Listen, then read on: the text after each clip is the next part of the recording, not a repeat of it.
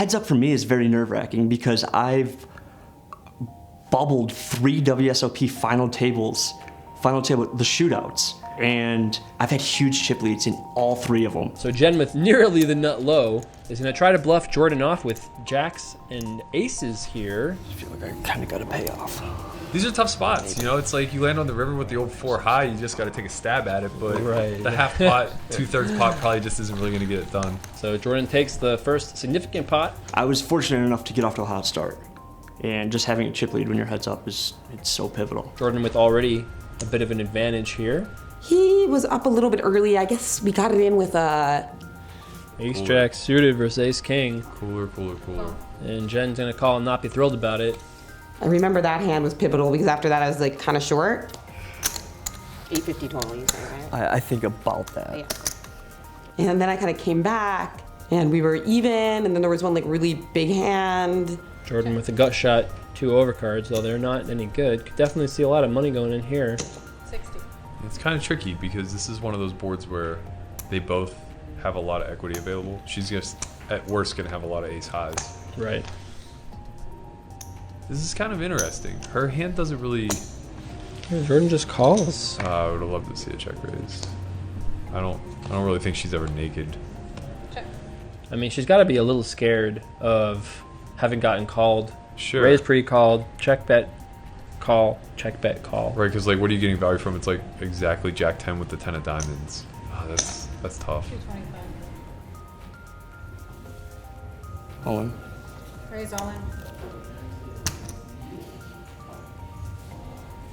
This is the worst feeling in the world. Oh, this is just sickening. Where it's just like, you want to convince yourself that the person you're playing is always good enough to be running a bluff. Right. I mean, we do know Jordan is aggressive, but Yeah. like, how many hands would he play this way that he wouldn't? Like, if he had some sort of a hand that needed to bluff, maybe he would bluff on the turn. Yeah, I honestly can't, and I think she arrived at the right decision. There really aren't any logical bluffs there. He check raised the river and I folded. I'm not so sure about that. That was a pretty big hand. It was a little greedy to bet the river. I should probably just check back. God, I'm like known for blowing chip leads too, so you got me in a good spot. Jen is a 2-time women's chess champion, which is amazing. So we have 2 very interested, you know, Katie also with a great chess background. 80. I think I probably got the best distribution, maybe. I made some really thin value bets, I think. Oh, she might pay this off. She kind of has to. You think so? I mean, he just bet in a spot where like she has the queen. Yeah. You know, and it's, of course he could just have a flush. This would be a sick value shove or bluff shove, but it's too late for that at this point. Yeah, she's giving up on Nice that. lay Wow, down. nice lay down. Nice lay down. She plays really well short stack heads up. So a lot of people just like keep raising and just mashing it in there, and it's like, well, you should probably develop some type of limb strategy, which she did, and I just think she's pretty good. The shorter stack poker you can kind of solve a little bit. So I guess I kind of had a lot of ideas once stacks got really short in comparison to the annies. Quick fold from Jordan, and nice. Chips up a little bit more, coming back towards even. But you know, the annies were so big that it was like clearly going to be a confrontation at some point. I think she's probably too deep to be open shoving at this point. Right, at this point I agree. But Jordan should be opening buttons relentlessly. I just really hope I suck out when I call. That's a man who's played one too many tournaments and seen it happen to him too often. It was kind of close because I've been ripping a lot of hands, so I felt like at some point I wasn't going to get a lot of credit. And this one's really strong, so I also didn't mind taking a flop because he wasn't really raising a lot. And the flop was all hearts with a jack high, and he led into me. So there's not that much behind because there's so much in the pot because of the 20 chip ante. So I called, and then on the turn he checked, and I just thought he would keep barreling a lot of hands, but then he would also sometimes just like check the ace of hearts or the king of hearts to check raise all in. You think Jordan is leaning to shove in this spot? Would she have about 2x pot behind? He does check he does shove. Yeah, this is tough. I think I Sucks like the to reasoning call. behind the shove, assuming that this is what it is. where when she chooses to bet there, she's going to have strong made hands and a lot of equity that's worth denying. Yeah, I mean, I flopped a flush, so like, I knew there was a chance she would be calling, drawing dead, but there's also a chance she's calling and she just has like the ace of hearts and maybe a pair of fives or something. I was somewhat worried, but like I said, flopped a flush heads up. I have a flush.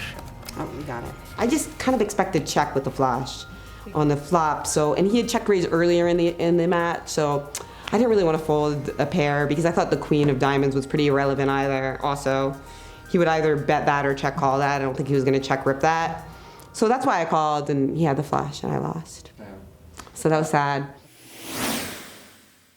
You don't get to play heads up that much when you play a lot of like live cash and stuff. So I would say like a few times a year I get in a grind where I play for like a week online on like the local sites just so I can like work on my heads up game a little bit and stay somewhat sharp. Kind of weird that he chose to bet the nines on the turn after checking back.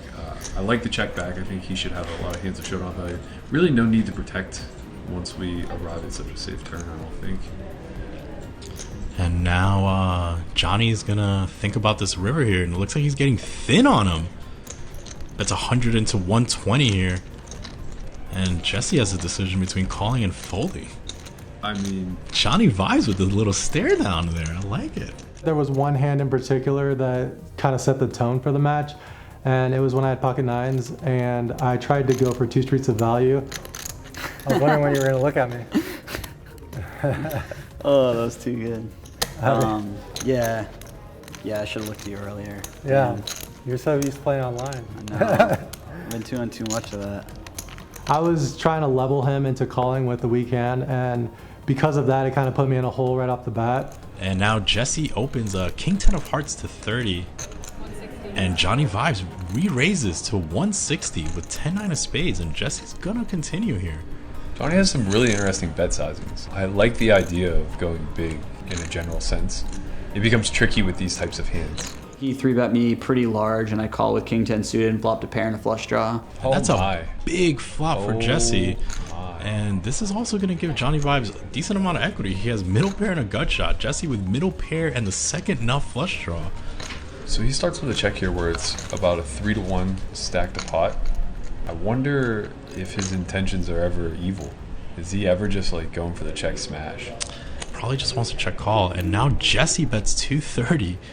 That's what I mean. Like when you check call now, you have just pot behind. Like you're pretty much surrendering to your equity of, I hope I get lucky and peel an 8. And JohnnieVibes calls, and we're going to see a turn card here. Like this is expensive when you miss. You've lost that 30 or stack. And JohnnieVibes checks, and Jesse here has the decision whether he wants to take his hand to showdown or keep betting. It was like kind of a difficult board for me to get value, because for me to get value, he'd have to have a worse 10, which is certainly possible, but he only has a few combos of 10-8 or 10-9 suited, because all the other ones are better than mine. And river goes check, so JohnnieVibes doesn't lose as big as a pot as potentially he could have. I might have made like a small mistake there where I could have gotten a street of value on the river, but for me to bet the river, I need him to call with like some sort of ace-high hand, which on that run out, I didn't think he would be particularly excited to call like ace-queen or ace-king high. Things going very well for Jesse Sylvia here in this match. Off to an early lead. Jesse here with a full house. This is kind of like one of those spots where I don't hate a check because Johnny just has like so few hands that can just check back.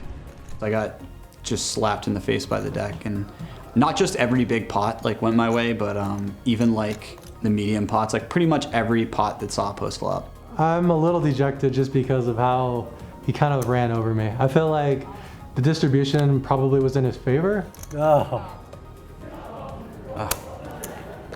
live. I got the spade redraw. Yeah, I think the biggest thing in poker is that like when you get your ass handed to you, when you get like destroyed, to take it as a learning experience. So I just saw Jesse walk out of here, and I asked him if he'd be willing to sit on the couch and watch the match with me, you know? So I'm taking it as like, you know, whatever I can get out of it, and the fact that he's gonna sit and watch with me, and go through the hands with me, I think that's pretty cool. Tyson, former Survivor champion, 3-time Survivor player. Hafu, one of the best Hearthstone streamers in poker, on Twitch. How much should I bet? Do you have his? Okay. So you can. It's 5 more if you want to stay. Or Yep. you can bet whatever you want on top of that. I want to bet more. Whatever you want. You can just say the amount. I'm going to bet 25. The matchup between me and Hafu, what made it different than the others is that it was 2 relatively novice poker players compared to the other more skilled players. I'll raise to 60. Raise to 60. Oh, you would? I will call that because I'm not afraid.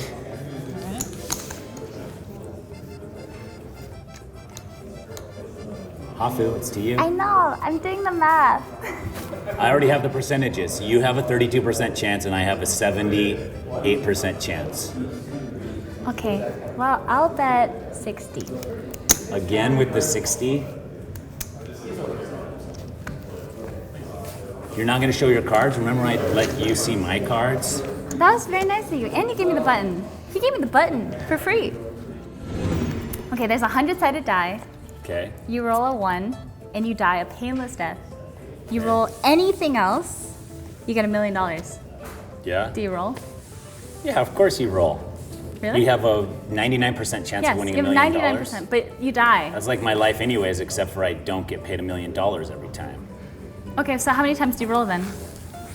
How many times do you roll? Well, each time you have a 99% chance of winning.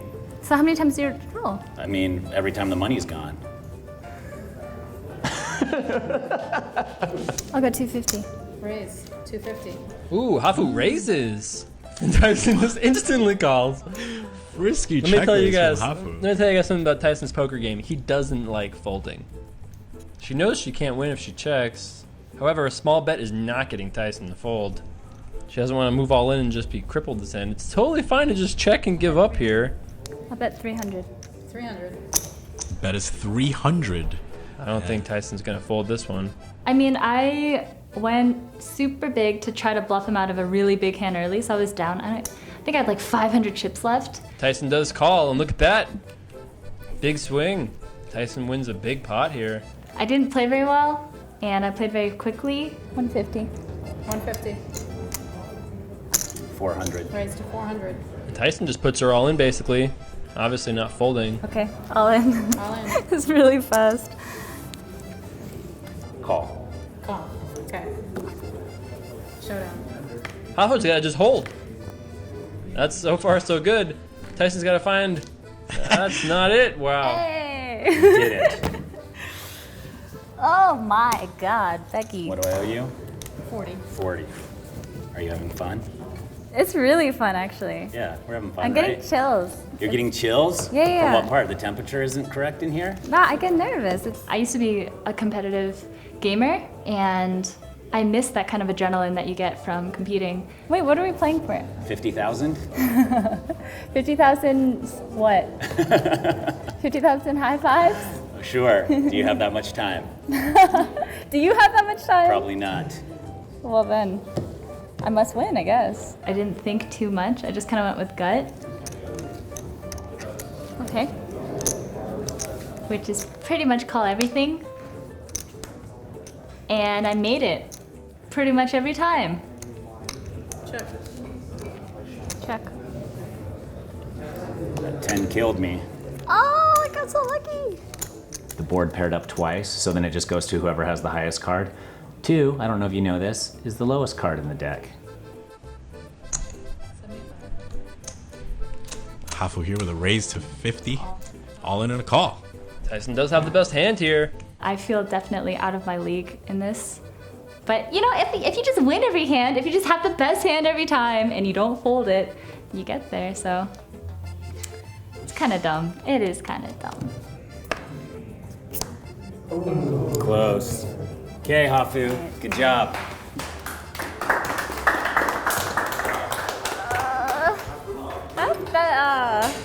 I don't know about poker, man.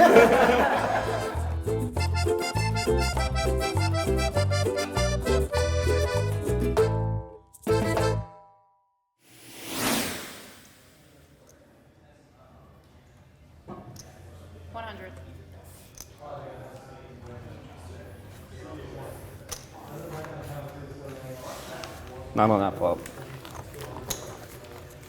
Oh, see, I'm a cash game player, so I almost just threw you this for tip. But that doesn't work. Which would have worked because you would have been giving your hand. Okay, yeah. And so if I'm the dealer, I put in 5. All right, got this. All right. You're really playing up this I don't know how to play heads up angle.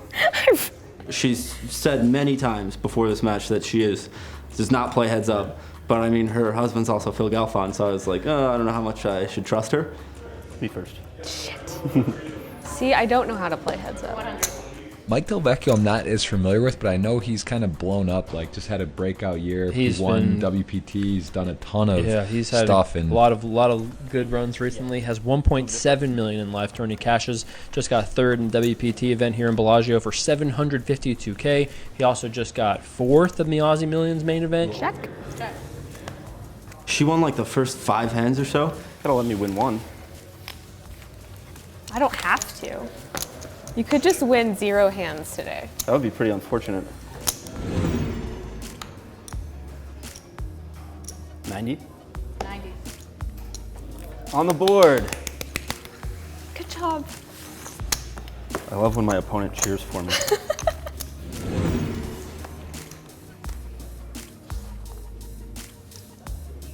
$90.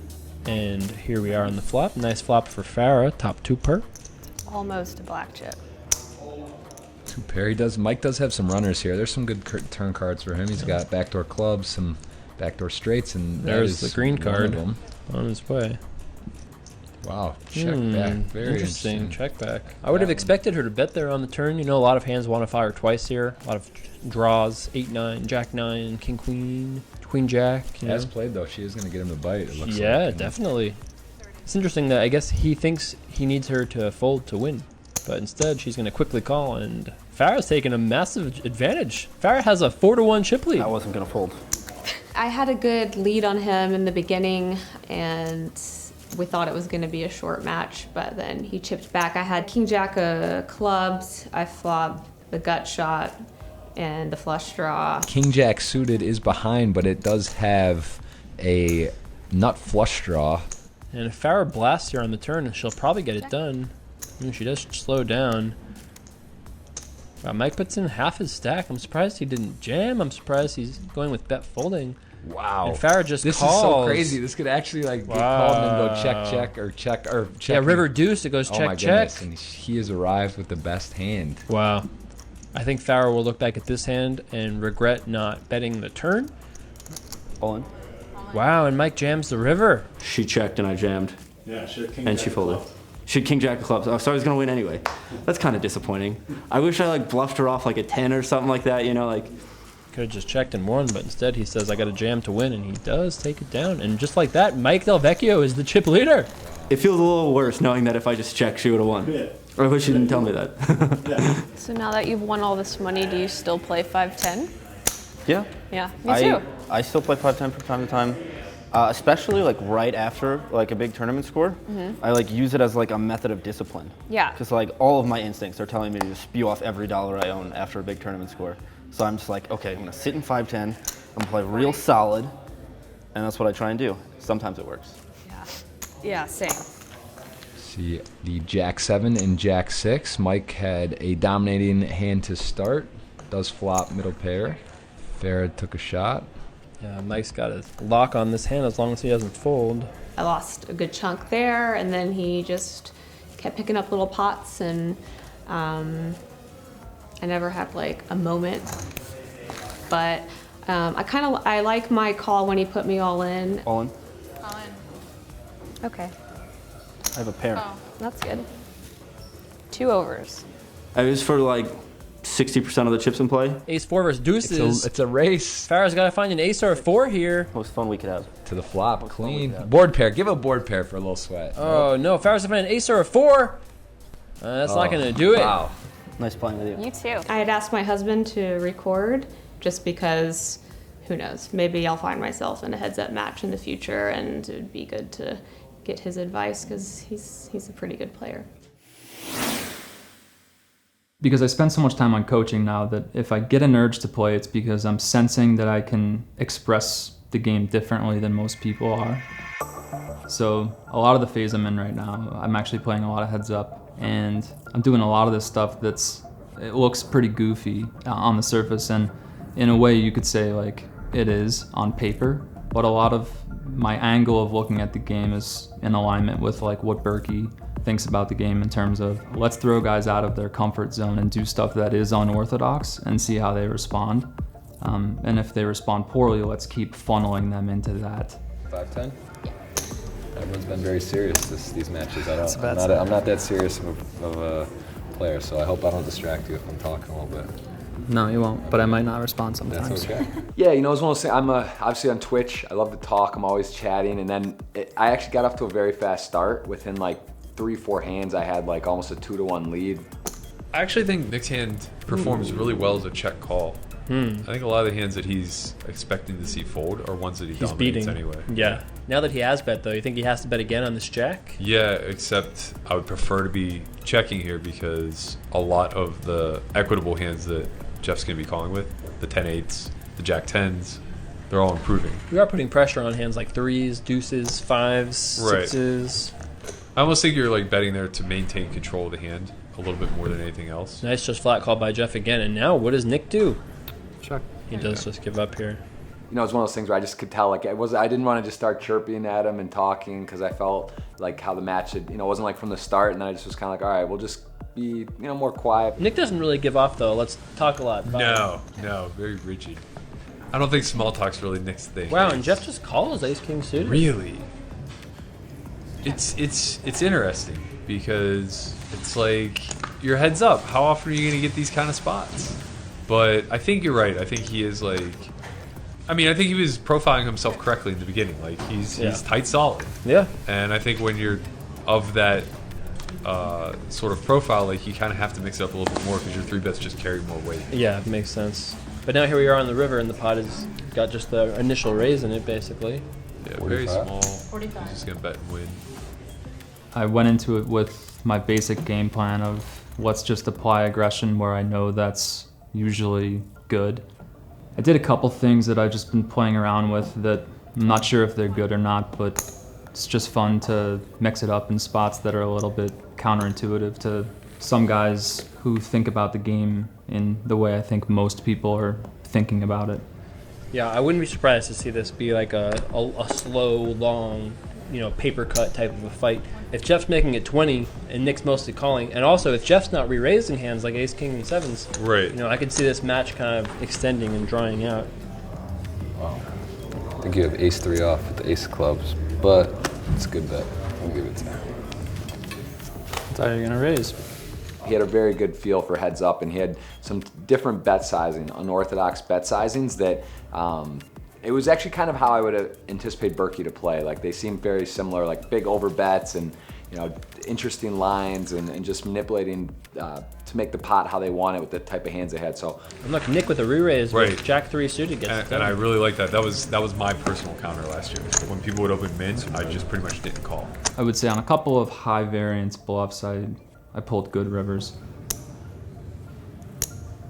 Raise to 40. He limped pre-flop, I ISO'd for a sizable amount, which was part of my strategy. Just basically bloat the pot in a spot where I feel like I'm gonna go to the flop with a range advantage or at least a lot of playability against a player who might not be comfortable maneuvering with wide ranges.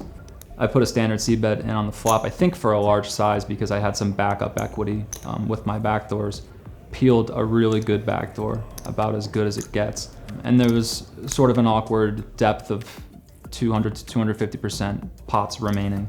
I thought it might be better to just go all in right now instead of making a bet that makes it less clear how interested he's going to be in dragging his range to the river. It's a type of spot where I guess you could say I'm just neutralizing. It's tough, man. We can see Jeff's a favorite here, but this is a tough spot to call it off. Still a lot of chips behind. I mean, you're facing a 3-bet range here, so it's not like this is as simple as it looks like, where it's like, wow, you flop top pair, and you know, he could still be shoving any queen here pretty comfortably. Jacks could very reasonably get in, obviously kings and aces. There was some counterintuitive table talk that took place really quick where I didn't really expect to say the things that I said, but he kind of drew it out of me. You want to talk about it? No, I think I know what's going on. I think you're a bigger draw than me. tell you're not a table talk guy. I don't want to get in with you. You know what you're saying. So. It's the exact opposite of what I expected. I didn't think Nick would have to say a word. Yeah, and Jeff turns him down. Hats off to Berkey on that, because he, I've talked to Matt a lot about, like, you know, what should you say in spots like this, and the thing that he's implanted in me is whatever you're doing, be congruent with it, I guess, is the gist of it. So I hope I came off like I had a big hand. Actually, for my style, I don't think it's such a great matchup, just how he plays. He really wants to inflate the pots, put on big pressure. You know, I like to play small ball, and after I started trying to limp buttons, he was making 5, 6x, where my opponents, I think, generally, even a more aggressive player may make it like 3.5x or something, but he was really, really betting big, and definitely not the game plan I would have wanted to play. Overbet's tough. Yeah. Overbet positions you. I mean, but you know what? It does make it look like a bluff, and Jeff can beat bluffs. Yeah, right. Making sure you got that straight. Oh no, I'm in. Don't have a straight. We got a set. 2 pair. Nick goes, "Do you got it straight?" Big swing. Things, yeah. That was a big pot. 325 on the river and a call. You know, there's one hand where I flopped a set, and he had 8-4 off. I had pocket 5s on like a 5, 9, 10. He bet big, and I was like, oh, okay. I was like, I'm just gonna buckle up. I know there's draws on the board. I could raise my hand, but based on the dynamic where he thinks I'm probably on the tighter side, he's doing blasting of pots. I kind of just say in my mind there, normally I may raise on the turn, which was a queen, and now I think there was like 2 flush draws, so it was a very wet board. Normally when a player bets huge there, I would raise, because it's like, you know, he could have a big draw, he could even have like a good queen and not fold, and it's just like a very standard spot. But I kind of decided, based on how I was playing, fairly passive, and what he thought of me, and how he was playing, that I was just going to close my eyes and call of any river, basically, other than a 4-line straight, because there was 2 flush draw possible. So if either of those flushes came in, you know, he shoves the river, I'm just going to snap call, and you know, if he has a flush, bless him. Wow, what a sick river. Flush gets there. What do we do now? And Nick gets there with his 8.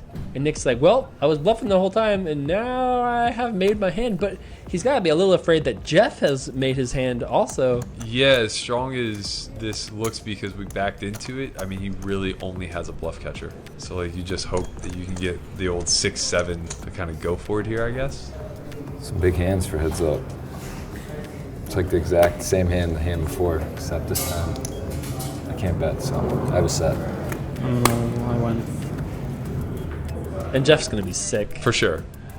He's like, that's what you got? Sure, the 4-8 off. Sure. You know, that was a pivotal hand in my mind, and a little bit unlucky. So I think it's, again, you need to kind of figure out what your opponent thinks of you, what you think of them, and then, you know, you don't have a lot of room to maneuver. It's like one match. It's not best of 3. It's not, I'll play him again next week. It's just kind of a one and done. And of course, there is card distribution. You know, you got to win those hands. I mean, he's made 3 straights. He's made a lot of straights. He made some sets against 2 pair. Yeah. Heads up is really easy if you're making pairs. For sure. Never mind if you're making straights and for sure flushes and things. We're hitting the red zone here with Jeff's stack. Yeah, are we at 20 ante at this point? Looks like we are. Yeah. So it's 5-10 with a 20 ante now. Jeff's gonna have to make something happen quick. All in. Oh. Jeff kind of ran into the buzzsaw, I would say, for... This is what I was talking about with, like, the whole... It's not reflective of your ability. It's so much more reflective of the distribution. Oh, he's got a chance, though. Got a chance. Needs a club. That's not going to do it. GG, Jeff Gross. GG. Nice run, but hard to beat the run good.